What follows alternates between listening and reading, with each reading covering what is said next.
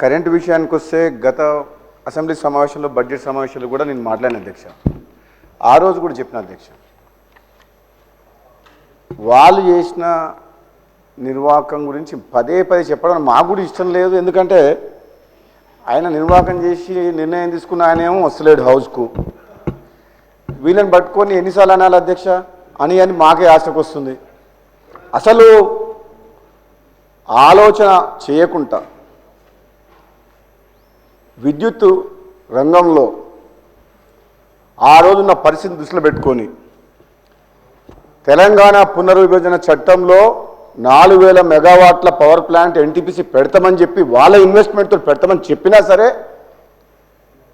వాళ్ళు ఒప్పుకున్నా సరే, వాళ్ళు ముందుకొచ్చినా సరే కనీసం సహకరించకుండా పెట్టకపోవడమే కాక హై రేట్ ఆఫ్ ఇంట్రెస్ట్ డబ్బులు తీసుకొచ్చి సింగరేణి గన్లకు 250 కిలోమీటర్ల దూరంలో యాదాద్రి మిర్యాలగూడ దగ్గర పవర్ ప్లాంట్ పెట్టిన అధ్యక్ష. ఆ కాస్ట్ నెంబర్స్ చెప్పాలంటే చాలా సమయం పడుతుంది. పోయినసారి కూడా చెప్పిన హౌస్లో వాళ్ళు అనుకున్న బడ్జెట్ ప్రకారం టెండర్లు కూడా పిలవకుండా బిహెచ్ఎల్కి ఇచ్చిండ్రు. భద్రాద్రి పవర్ ప్లాంట్ అయినా యాదాద్రి పవర్ ప్లాంట్ అయినా నాకు సబ్జెక్ట్ ఉన్నది కాబట్టి పోయినసారి నేను 2018లో శాసనసభ్యునిగా ఉండి చాలాసార్లు మాట్లాడిన అధ్యక్ష. కానీ ఆ రోజు దురదృష్టవశాత్తు ప్రజాస్వామ్యాన్ని కూని చేసే విధంగా ప్రతిపక్షం లేకుండా చేసిన వ్యక్తులు ఈరోజు మాకు నీతులు నేర్పిస్తున్నారు అక్కడ ఉండి. కాంగ్రెస్ అంటేనే కరెంటు, కరెంట్ అంటేనే కాంగ్రెస్ ఈ తెలంగాణలో, ఈ ఉమ్మడి ఆంధ్రప్రదేశ్లో. రైతుల గురించి కాంగ్రెస్ ఉచిత పథకాన్ని తీసుకొచ్చింది కాంగ్రెస్ పార్టీ. అటువంటి కాంగ్రెస్ పార్టీని ఈరోజు ప్రజలు ఆశీర్వదించి గౌరవ ముఖ్యమంత్రి గారు రేవంత్ రెడ్డి గారి నాయకత్వంలో, ఉప ముఖ్యమంత్రి గారు బట్టి విక్రమార్క నాయకత్వంలో వాళ్ళు చేసిన తప్పుల్ని సరిదిద్దడమే కాకుండా రాబోయే కాలాన్ని దృష్టిలో పెట్టుకొని ఎన్నో సంస్కరణలు తీసుకొస్తున్నాం.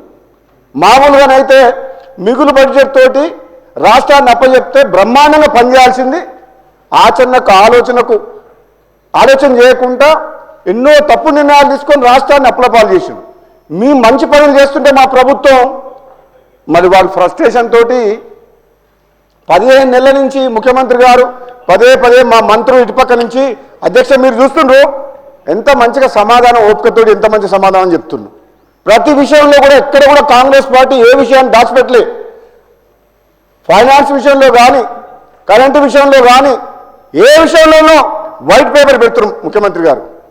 ప్రజలకు తెలపాల్సిన బాధ్యత మా మీద ఉంది. కానీ ఈరోజు కూడా వాళ్ళు మాట్లాడిన పద్ధతి, మమ్మల్ని విమర్శించే పద్ధతి, అంటే అవసరం ఉన్నా లేకున్నా బైకాట్ చేసే పద్ధతి చూసినాగా ప్రజలు ఇచ్చిన తీర్పును కూడా గౌరవించకుండా మీరంటే ప్రతిపక్షం లేకుండా చేసి మేము ఆ పని చేస్తాలో మిమ్మల్ని వదిలిపెట్టిపోతారు వాళ్ళు.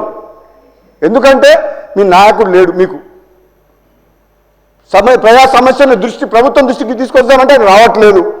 అది మీ తప్పు, మా తప్పు కాదు, అది ప్రజల తప్పు కాదు. బాగా అనిపిస్తుంది అధ్యక్ష. రేవంత్ రెడ్డి గారిని సరే కన్ఫామ్ అయితే మా ముఖ్యమంత్రి రేవంత్ రెడ్డి గారు మంచోడు కాబట్టి ఓకే 15 నెలల నుంచి ఓకే నాకు కన్ఫామ్ కాలేదు. మా గౌరవ ముఖ్యమంత్రి మంచోడు కాబట్టి మీరు 15 నెలల నుంచి ప్రశాంతంగా పండుకుంటారు. లేకపోతే నిన్నటిదానికి ఒక లెక్క, రేపటి నుంచి ఇంకో లెక్క ఉంటుంది. మీరు గుర్తుపెట్టుకోండి. మీరు చూడండి, మీరు అంటుండ్రు సరే మీరు అనండి అధ్యక్ష. ఏదేమైనా నేను రాజకీయాల దగ్గర పోరాడుకోలే. విద్యుత్ రంగంలో మా ఉప ముఖ్యమంత్రి బట్టి విక్రమార్క గారు వాళ్ళు పనిచేసే తీరు కానీ, మీరు చేసిన పాపాలను కడగాలంటే ఎవరో దేవుడు వస్తే తొందరపడకండి. ఎందుకు అని నేను రాజకీయాల్లో పోను అధ్యక్ష.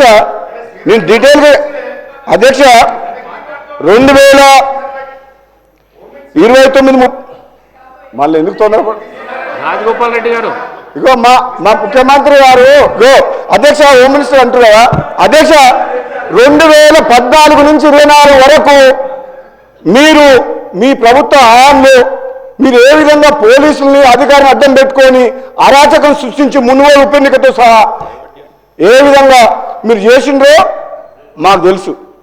అదే మీ 15 నెలల కాలంలో మా ప్రభుత్వం ఎంత ప్రశాంతంగా మీరు ఎంత రెచ్చగొట్టినా సరే మీ ట్రాప్లో పడతలేం. ప్రశాంత వాతావరణాన్ని నిలబెడుతున్నాం. మీలాగా మీ అధికారాన్ని అడ్డం పెట్టుకొని పోలీసులు అడ్డం పెట్టుకొని మేము పని చేయట్లేదు, పని చేయం కూడా.